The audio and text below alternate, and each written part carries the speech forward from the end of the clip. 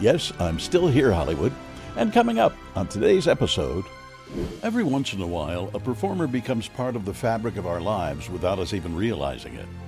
Today's guest helped shape one of television's most talked about series, creating a character defined by intelligence, heart, and moral clarity during a time when audiences were hungry for exactly that voice. In the years since, she has continued to lead with purpose, stepping into roles that support not just artists, but the future of the industry itself. Careers come and go. Respect endures.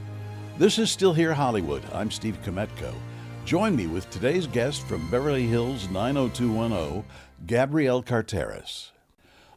Gabrielle, when you think about the woman you were before Beverly Hills 90210 and the woman you are today, what are the changes? Well, I was so young then, right? I was 29, and now I told you I'm 65. Wow, to say it out loud. Oh my God, it went public. Who am I? What's different now? With age, hopefully comes wisdom, maybe a little more peace, a little less rushing at it, a little less fear. I think that, I'm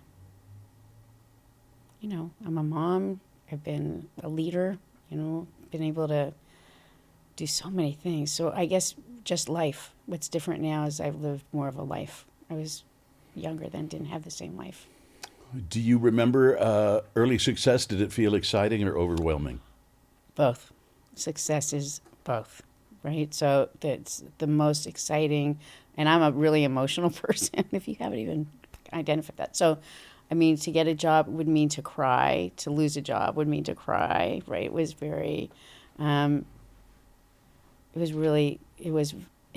was very overwhelming. The more success, I think, the more recognition, the more overwhelming it becomes, because it's the expectation of maintaining something to manage the for myself, like to be able to really be in the moment of my work instead of what I think people want from me. It was very daunting. It was a lot. Have you figured that out? How to be into your work and not be what somebody wants of you? I think sometimes I am. I definitely more now. I definitely am more relaxed about it, but I don't know all the time if it's true. That's such a good question. I guess each time it's different. I'm in search of me, but I think I'm just older, so I'm a little bit more honest to people. So that makes it easier too, right? If I can say to somebody, "Man, this stresses me out. I'm not sure I understand this. Can we work together a little bit more?" When I was younger, I felt like I had to know, right? And pretend. There was somebody who said, "If you don't know, just pretend." And I'm like, I think that's true to some degree, because, part of making it is you got to make it look like you have it under control. It's that term, fake it till you make it. Right. I think that's true, but I think it can be a mistake too. So I think there's a fine dance to that. The reason I followed up with that question is because so many times, even though I've been doing this kind of work since 1979, sometimes what do they want? I still do that. What do they want? Right. Am I doing it right? Is this going to... you have to find some part of it that you enjoy so that you don't have to worry so much about it. But I don't know if I'm thinking, what do they want anymore? I have to be honest with that. Like, right now, I'm not thinking as much about what do they want.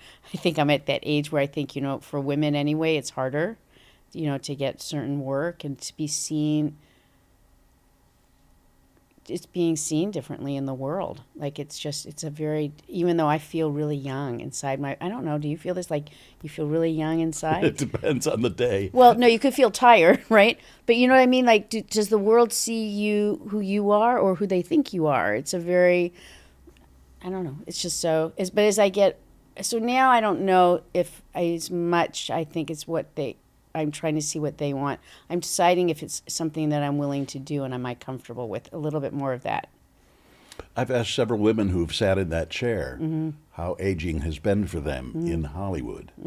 You had no problem saying you were 65. I'm 65. First of all, I have fought very hard to live a great life in my life. I'm very blessed. I love my children. I love my husband. And I am very, very grateful, say it out loud, for my life.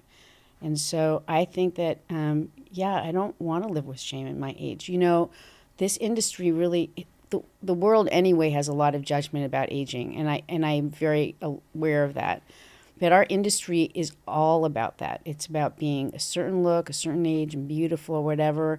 And I think that's, for me, is something I've always really struggled with, because every time I worry about that, every time I try to be what I think people want me to be, I fail myself. I am never in a place that I'm happy. So for me, you know, being 65, and having my life, I'm lucky. I see a lot of people struggling right now in the world. And I say to my husband all the time, how blessed are we? How lucky are we that that's not where we're at right now? So, yeah, I'm going to say it loud. I think that we are trained to think otherwise, and I think it's bullshit. And Hollywood is responsible for training us to think. Yeah, it is. It's very much like that. You know, I've been at work where, you know, you look too old, you look too young. It's never just about necessarily the quality, or hasn't been about the quality of my work. And I think that I ran from my age so early because I always looked young. And, you know, that was the thing I didn't tell the truth about when I got 90210. So now I'm past that time, and I'm going to say, yes, I'm 65. So there you go. Good for you. Yeah. I know when I first started doing this podcast, I was talking with one woman, and I talked about being gay, and I talked about being 72 at the time, and a friend of mine said, "You said all the things you're not supposed to say." Oh, sorry. Say yay. And didn't you feel better? Yes. Right? It's right. like we don't need to be what everybody defines us to be. When you got the job, how old did you say you were? I told them I was 21, but I was 29. And you were playing a teenager. I was playing 16. Yeah. Well, I think that deserves a good for you, too. That's a good for me, right? Yes. I mean, it was all good. It was good then. This is good now. It's hard for me to play my age, even though I'm looking older, definitely. But I definitely have a kind of, I know it's a little bit of maybe a youthful energy or something that makes me seem a little bit, but I am this age. I mean, you know, like I've had people say, I remember when I was mom, and I was playing a mom on a show, and it was a movie that I had done. It's somebody in the audience. We did a Q&A, and somebody in the audience said, it's just ridiculous to have her play a mother of kids that age because she's too young. I was like, no, I'm not. Stop defining me. I'm not. But, yeah. That's another thing people like to do, define you. Yes, define us. Without knowing you. Exactly.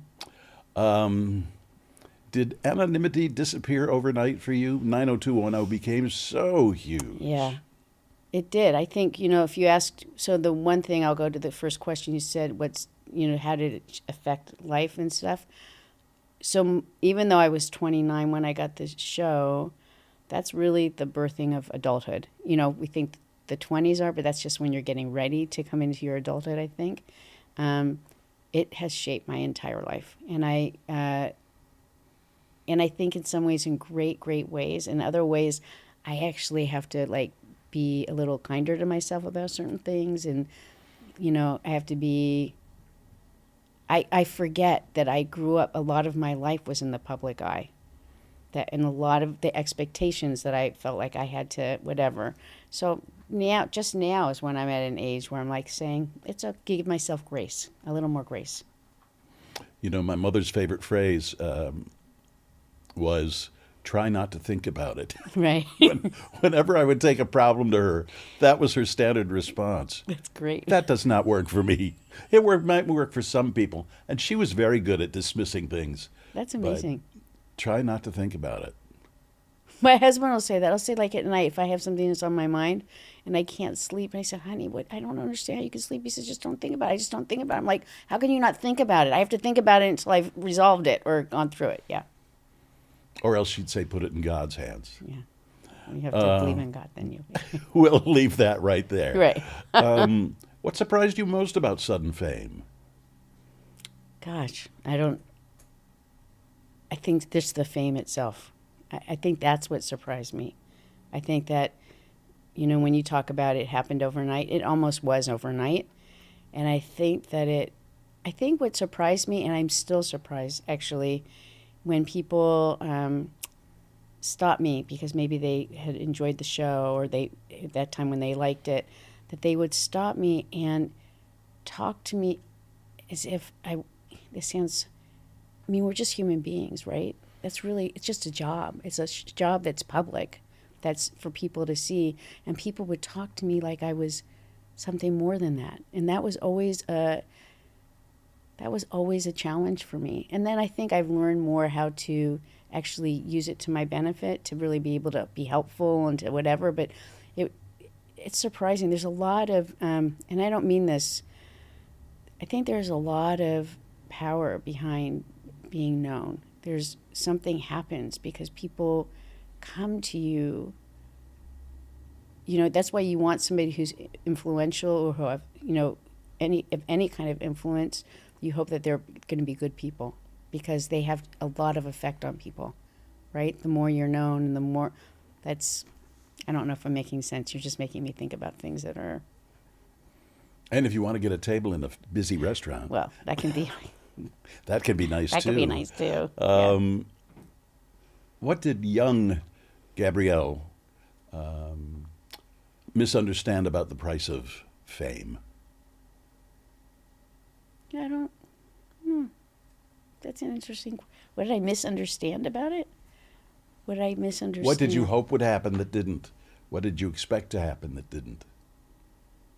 You know, honest to God, I don't think I had expectations about it. It is such a shocking experience. Fame is not, I mean, unless you've really designed your life like that, I don't know how you do. It's shocking. I don't think there's anything that I don't think that there's anything I would have designed differently. I think maybe if I could have just taken a little more time to appreciate it and to take a little bit of more credit for myself than I did, because that is a confusing thing too. With fame comes how much of this is me, how much is it, you know, is it people just see me in those rose-colored glasses, but I don't know. I think just the whole experience itself is just, I don't.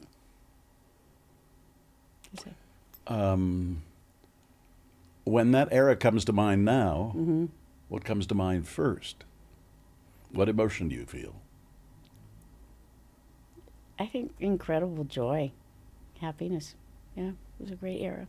Well, 90210 really, when it went on, Fox was still a relatively new network. They didn't even, at first they weren't even, they were the fourth network, but they were really the grandchild to it all. They were not officially a network, and then they were a partial network. The only reason we did well is because we were on Fox, because when we first started, we didn't have the audience, right? So actually, any other network would have dropped us with the ratings that we had initially. And because Fox we replaced, they had very little inventory, they decided to work us through a summer. And it just transformed our audience and the experience. It was like we broke the mold of, seasons of television in terms, it was like now it was year round. But that was Fox. Thank God we were on Fox. We never, ever would have happened if we weren't on Fox. Well, around the same time, Tracy Ullman came on. She had the Tracy Ullman show. That was a great show. And The Simpsons grew out of Tracy Ullman, I believe. Still going on. Yes, still going on. How many years now? Almost 40 years. Something like that. That's amazing. You're not far off. Yeah. Did playing Andrea shape the woman you were becoming, or did you shape her? Probably it would be, well, maybe both. I definitely, that character was, designed a certain way, but as time went on, all the writers really started to write for our voices. That's the only way to keep something alive. And so I think that there was strong identity there, but actually, because people saw me as Andrea, not necessarily being able to differentiate the character, I think that I was gifted with many opportunities. So yeah, it helped to shape my life. I think the presidency of SAG-AFTRA was partly because people thought, that would be an Andrea thing. That would be, Well, weren't you called the moral conscience of the I don't people whatever. of 90210? I was, yes. I think that's how they probably titled me. That wasn't my gift to that, but Well, you have to have a certain amount to play it. I hope so. Let's pretend that's true. Okay. Okay. No, I hope so. Well, your job is all about pretending, isn't it? Yeah. Kind of. And how did the SAG-AFTRA thing? Was it SAG-AFTRA? It was just SAG. It was SAG, right? I was a member of both unions from AFTRA and SAG, and I was, partially injured, paralyzed in a film I had done, and I was asked to sit on the board in a meeting for AFTRA. I didn't know that members did that, and I sat in a meeting, and then I started getting involved with the union. I wasn't able to work at the time, and I started getting involved with both unions. And I was a part of a group who believed that we should merge the unions because we're ultimately working for the same employers, but our earnings were being divided, separated out. And so we had to make double the amount to make our health insurance, to get our pension. It was ridiculous. And we were negotiating contracts with both unions against the same employer. So we were actually weakening our effectiveness. Bargaining position, yes. It was really... So I was a part of a group that was like the 6th or 7th time they tried to merge the unions, and we merged the unions, and then I got into my, being the executive vice president, and then I was elected president. So one of the things it lists you as, I think it's IMDb or something, says activist. Activist. Do you feel you're an activist? I am an activist. I've been an activist since I was a child. And proud of it. Very proud of it. It's something I don't think I even realized it until people started talking to me or I started sharing stories, because I don't always share a lot of that. And I am surprised. And yes, I am an activist. And I'm proud of it. I think we have to be activists. And we'll be right back. If you'd like to be more involved with us at Still Here Hollywood, you definitely can. Just visit patreon.com/stillherehollywood. You can support us for as little as $3 a month. You can get our episodes a day before they post anywhere else. You can see what guests will be coming up and submit questions for them. You can even tell us what stars you want us to have on as guests. You'll see what goes on before and after the episode, plus exclusive behind-the-scenes info, pics, video, and more. Again, that's patreon.com/stillherehollywood. You mentioned the injury you had earlier. Can you talk about that at all? Yeah. I was shooting a film in Canada, and I was I was the female lead, and they had a guest player who came on one day, and he was... his job was he was supposed to be coming inside of my house, invading the house. I was coming down the stairs, and he comes behind me. He lifts me up, and he drags me down these stairs.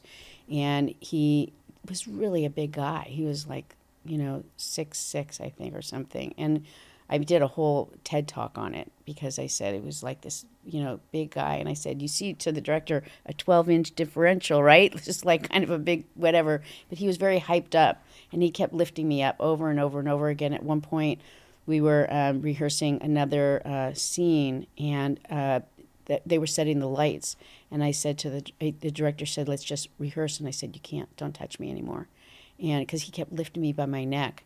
And then a day or two later, I started like losing the feeling in my face. And then I started on camera to I was actually in my dressing room talking to my husband on the phone.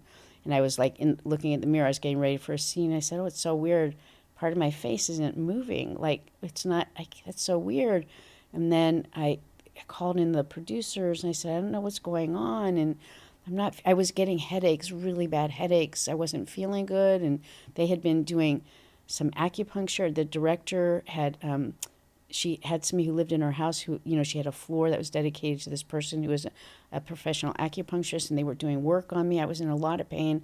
And then suddenly I was on set, and my face totally became, it was like I looked like the Joker. It was so disfiguring, and it was a form of palsy. And then my body started to convulse, and they brought a set doctor in, and, who's there to serve this show, really, right?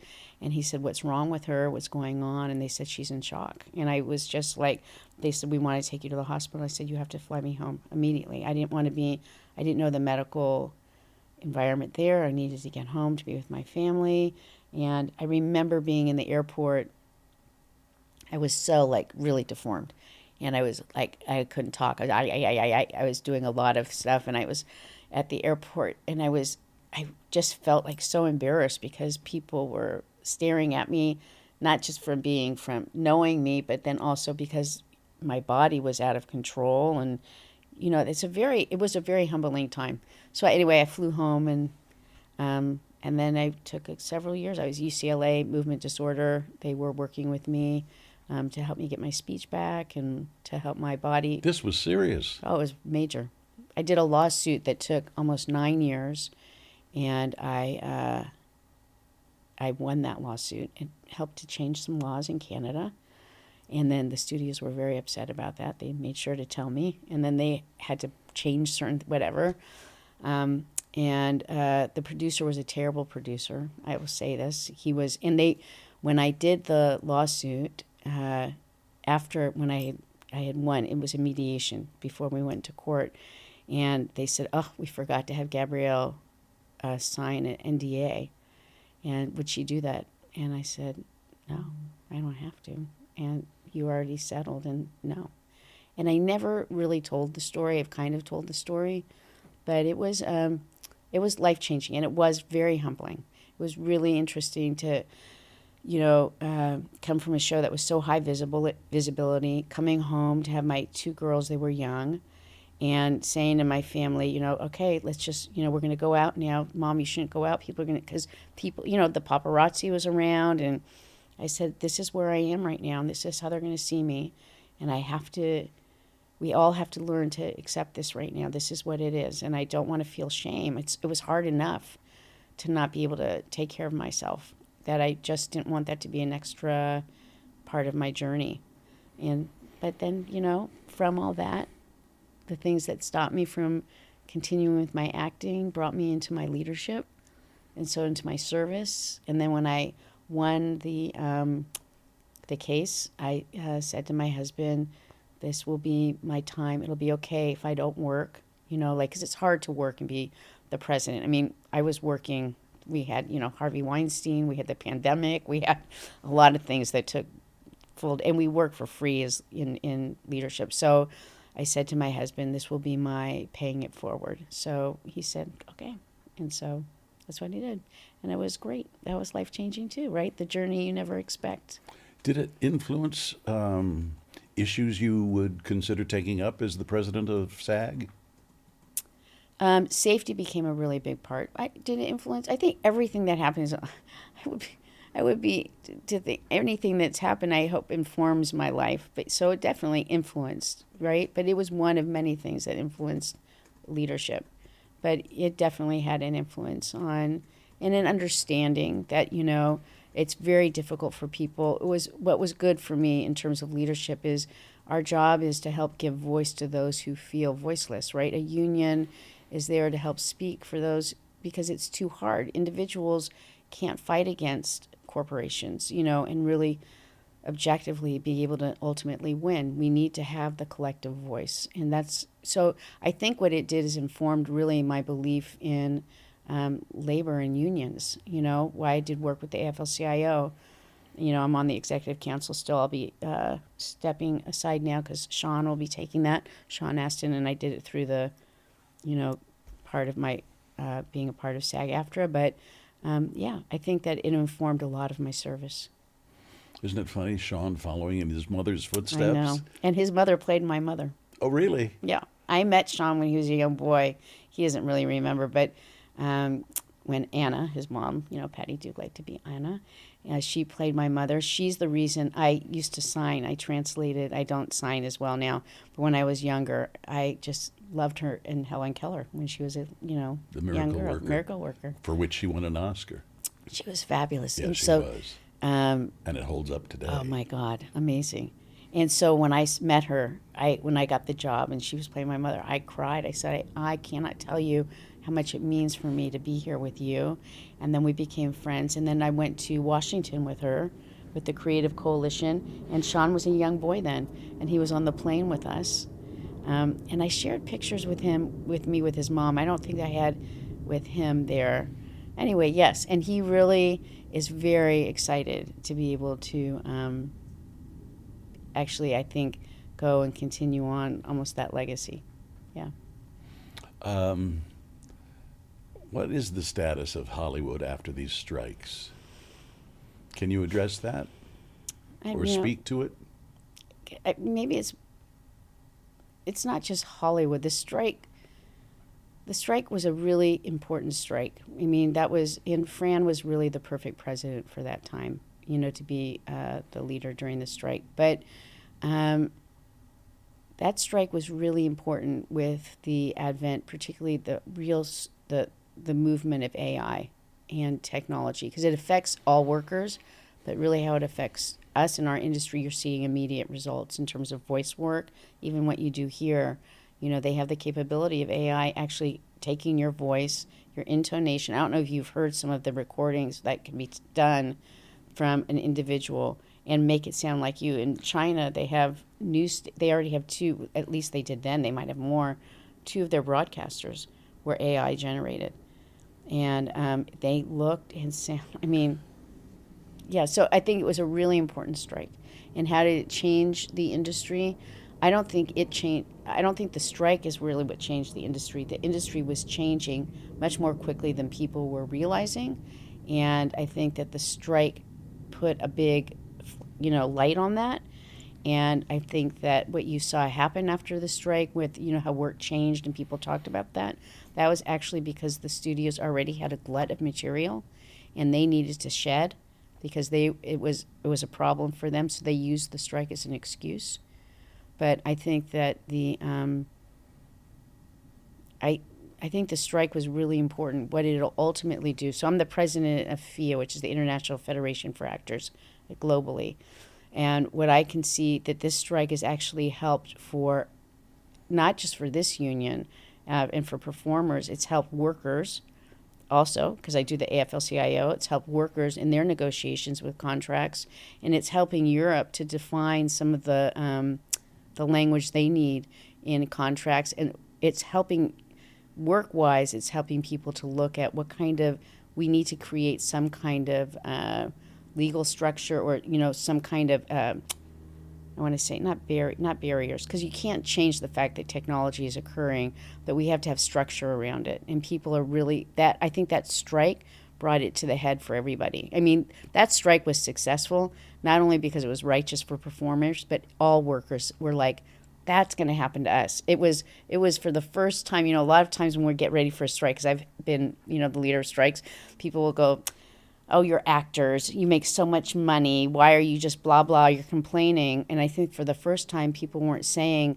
that about actors. They saw it as workers, people who wanted to be either in radio or on screen or, on stage or in as nurses and as doctors. They were seeing it for the first time as themselves. They saw themselves reflected in this strike, that this was a strike for all workers. And that's really what made it so impactful. And that those changes are very positive changes.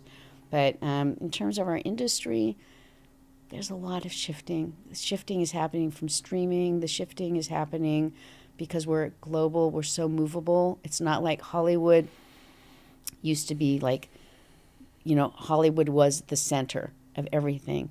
But because of our ability, because technology is so much freer, and you can go and you don't have to have a studio behind you. You don't have to be in your house. You can be in your house. You can be in your friend's apartment. But all these things has changed that's what's changed our industry. And now we're redefining the industry. But I think, so I'm not sure when people are saying it, they're seeing the details of it. I don't know if that's a lot there, but. Gabrielle, may I ask you about Luke Perry and losing him? Mm. What has that meant to you? Or how did that impact you? He's a friend. It was sad. It was sad. He was young. And it was hard. At the time, we were working on the reboot of 90210, and he was a part of the conversations, and then he was gone. And I don't know if I've really, I think there's so much public stuff about asking about it. It's hard for me. I don't know that I still to this day don't know if I've really taken it in. You know, we talk about it and people talk about it with such, I think it's really hard for me to actualize it. It was more, I think it's more personal for me than I talk about. And the loss of Shannen? Shannen, I think that for me, I think that Shannen had a really hard life. And I felt very sad because I actually, even though we had talked about her being sick, you know, when we were doing the show, the reboot, I didn't know, and nobody in the cast knew that this was it. We thought she was just fighting through it. You know, she kept having these. So for me, it was more shock. And just, I was sad for Shannen. I think she had a really hard life. I think she did too, and I didn't really know her. Yeah.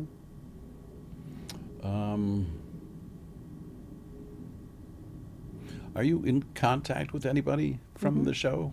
And with, the whole cast. Oh, really? Yeah. You remain friendly? I first of all, you know, so we do appearances together. We travel through to Europe and here in the United States. That's something I just started doing the last couple of years. And Jason and I had remained close. Jenny and our daughters went to school together. So we came in and out of each other's lives. I've always... PTA meetings? PTA meetings. Each one of us has been in and out of each other's lives. I think now we're more together in each other's lives than we have been in years. We have been so...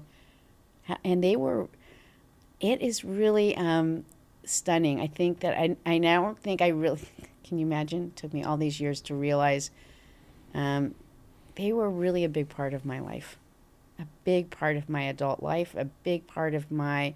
It was during the time of 90210. Just to come out is to be out there and be in a field that I love, being recognized, which is overwhelming and it's exciting. To being... I got married when I was on the show. I had my babies when I was on the show. I left when I was, and leaving that family. And then, we're really close. And really, when we did the reboot, which was phenomenal emotionally for me, and I think it was I know it was, Jenny and I have talked about it, and I can't speak for everybody else. It was, for me, though, it was a real full circle. I felt really great that I was able to do that. I was like, this is... Definitely, I felt like I was seen as the adult woman that I was, because I was older than they were. Not that much. Yeah, 10 years. Really? 10, 12 years. Yeah, it's a lot. Well, you went to Sarah Lawrence. I did go to Sarah Lawrence. But I think that, I think that it was seeing them with their babies, and now all of our kids are older, and we've gone life journey together now. Yeah, so anyway. Are you a grandmother? Not yet. Not yet, okay. Yeah. Rude question, Steve. No, it's okay. When my kids are ready. Right now I'm a grandmother to their dogs. Whatever you need, I'm here. And they don't need their diapers changed. No, they don't. They still have to walk them. It's okay. Was it because you survived something rare together that you still get along so well, or you still are in contact?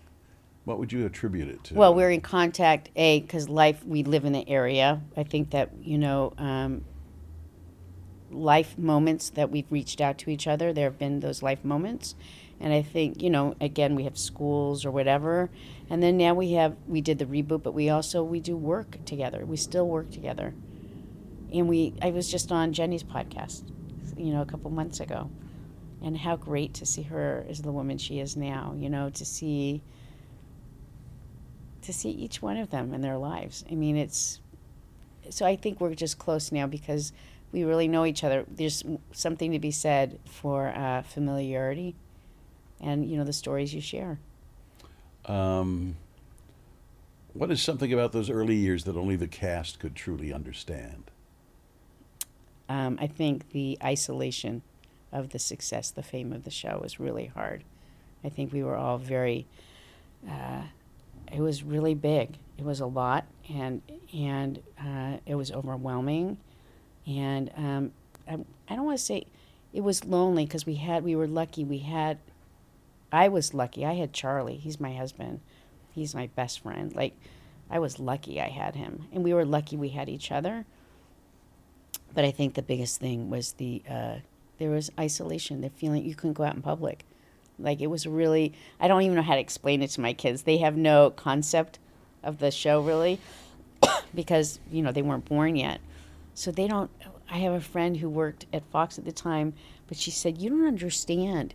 It was kind of like the Beatles. Like she said, because we would be like in rooms where people, when we traveled, would try to climb through our hotel room windows, or they would try to jump and hide in our cars, or it was like surreal, right? It was like, even to tell you the story, it's surreal. It's like, oh my God. And so I think that was. We'll be right back. I'm going to admit something. I remember when I was sent to cover the Emmys one year, and I think it was the first year that 90210 was on, and I was instructed by my producer, to you've got to get Luke and Jason. Right. And I was like, who? Right. I didn't know who they were. I don't think I would have. I don't think it's a show I would have watched. Well, I was a little old for it. No, you'd be surprised, our fan base. You say that, I don't know. At this stage of your life, what matters most to you? My family. Tell me about your daughters. You have 2 daughters? 2 beautiful daughters. I have a daughter who's 31. She's going to be 32. She lives in New York, and she's recently married. And I have a daughter who's 26, who will be 27 tomorrow. And she lives around the corner. And she is studying right now family marriage counseling. I said yay because the world needs a lot of therapy right now. I think we're not doing so well, maybe. And she's a really creative, beautiful young woman. And then my older daughter is a painter in New York, and she's been doing very well with her. Very happy for her. To be able to, make a living and do what you love there's nothing like it. No. And she has been doing great. And her husband is just beautiful. And yeah, I cannot tell you. I think that it doesn't matter everything else that goes on in the world. If my family is not in a good place, that's my hard time. If they're good and they're happy, my kids are happy, my husband's happy, and everybody's healthy, I'm feeling like a star. How did the transition feel when you moved from acting to being the president of SAG? You became president after when Ken Howard died, right? Yes, I was his executive vice president, and then I was in negotiations. I was negotiating the commercials contract for him, and then I was in New York, and I was pulled out of the room, and they said Ken had just passed. And I flew back here to LA, and I did what I had to do, and I went back to finish the negotiations. And I forget what the question was after I said, because I was What was the about, transition like from acting to? Well, I was still acting. So I think the hard part of it was to accept that I could not. It was hard because in leadership, I did not focus on my auditions the way I could have. I didn't know how to manage the leadership in the auditions. It was very difficult for me. And I was also getting to be a woman of a certain age. Everything was changing, right? So I think, how was it? I think it was really, it was a great time for me because I was actually able to focus and do something productive and great. And then in terms of my acting, I think maybe it was good. Maybe it was good to have a little time off. And I did do shows. I did stuff throughout it. And then after the day I went and announced that I wasn't running again, I got We Own the City, which was for HBO. I was like, oh, you see, you love me. Thank you, God. So, it was all right. It was all right. It's too much to do all of it at once. Did advocating for others change the way you look at the world? Yeah, I think it changes the way I look at society. Sometimes I think that there are really amazing people out there who are really doing amazing things, and they're not being recognized. They might not be seen. They are really the unsung heroes. And then it also made me see that there are people who are in really places of influence who make power their glory and not always are taking care of the people they're supposed to. What took you a long time to learn about yourself? That I'm okay, I think. A woman of substance. A woman of substance. I think what's taken a long time for me to be able to say is I've done some really good work, and it took me a long time to say that. Why do you suppose that is? I think because I'm shy about it. Like I was taught, you don't talk about it. Maybe I was a little bit, I don't want to, I don't know, self-conscious. I felt like it was the wrong thing. You shouldn't acknowledge that, but I don't know that that's true. I think it's easy for me to acknowledge when I don't do things well, but I think there are things that I've done that have made a difference, and I know that, and I think I'm at a time in my life I want to be able to own that too, I don't want to just own the other stuff. I want to be able to own all of me. And so I want to be able to own that, but it's hard. Even now you see me struggling with it. But I'm convinced, and I will work so hard though to really be able to say, yes, I've done some really good things I'd be proud of. Do you have any projects you're working on right now? Actually, I'm doing a lot of dubbing for Netflix. That's been a big thing for me, and Netflix and Amazon. What kind of dubbing? For films and TV, and which is a very new. So when I was president, it was so perfect, right? I used to do a lot of voiceover before I was injured, and then when I got injured, I lost my ability to speak, and now I'm able to speak, although you can't really tell. And then but when I was president, I negotiated the first real dubbing contract that we had at a significant meeting with Netflix, and then when I left, I ultimately started auditioning and doing that work for Netflix and for Amazon. So it's for TV and film projects. And I really, I've been doing it for a couple of years now. The first year was really hard. It's unlike anything we do in this industry. But I'm starting to really enjoy it a lot more. It'll be ultimately gone because of technology. But right now, in this moment, it's good. It's not for your own work. You're dubbing other people's work, right? Isn't that interesting? Yeah. It's a very interesting, very different animal. I can't say it's... I think, if anything, it's a really interesting thing. I've seen projects that I never probably would have seen because doing it. It's not like you get a script beforehand, so it's like learning to be really in the moment of working with somebody's work and also being able to hear what the director wants you to do and being able to get what the studio wants, the words, the language is not... You've heard... dubbing is getting much better, but...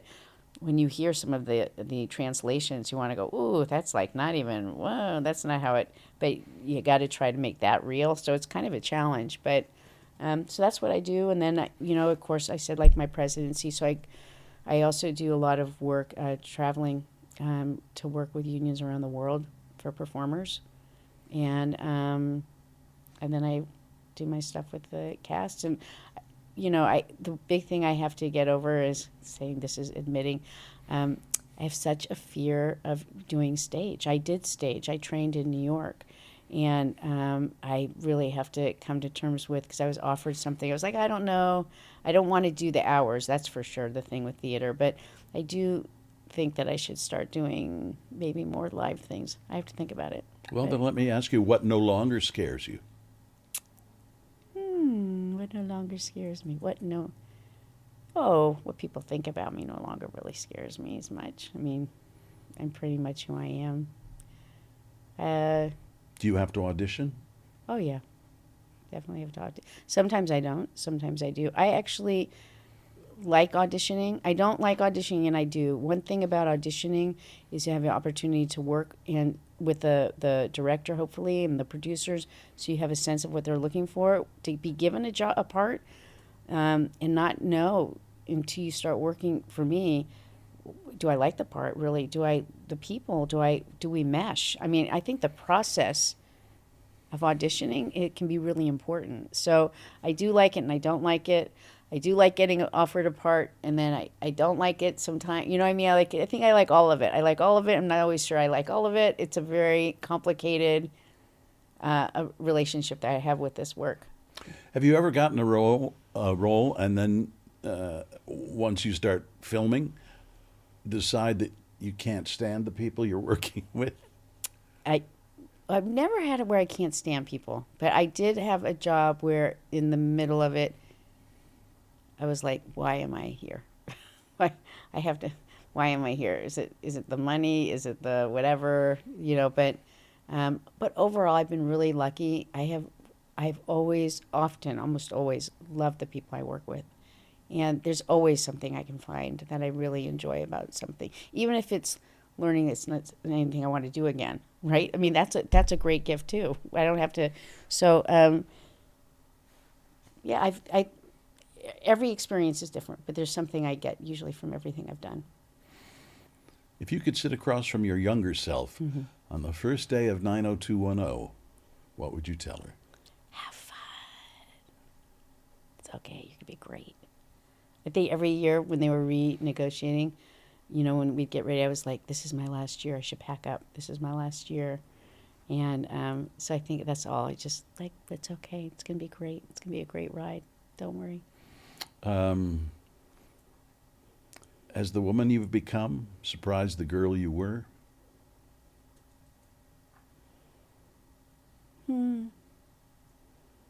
I think we're the same person. I think the girl I was is the woman I am. The woman I am is the girl I was. I think it's all. Let me write that down. Thank you so much. I've really enjoyed this. You're so sweet. Really. Thank you. You're a good interview. Oh, you're a good interviewer. Thank you. Really. Nice to meet you. Nice to meet you too. Till next time. Till next time. Still Here Hollywood is a production of the Still Here Network. All things technical run by Justin Zangerly. Theme music by Brian Sanishin. And executive producer is Jim Lichtenstein.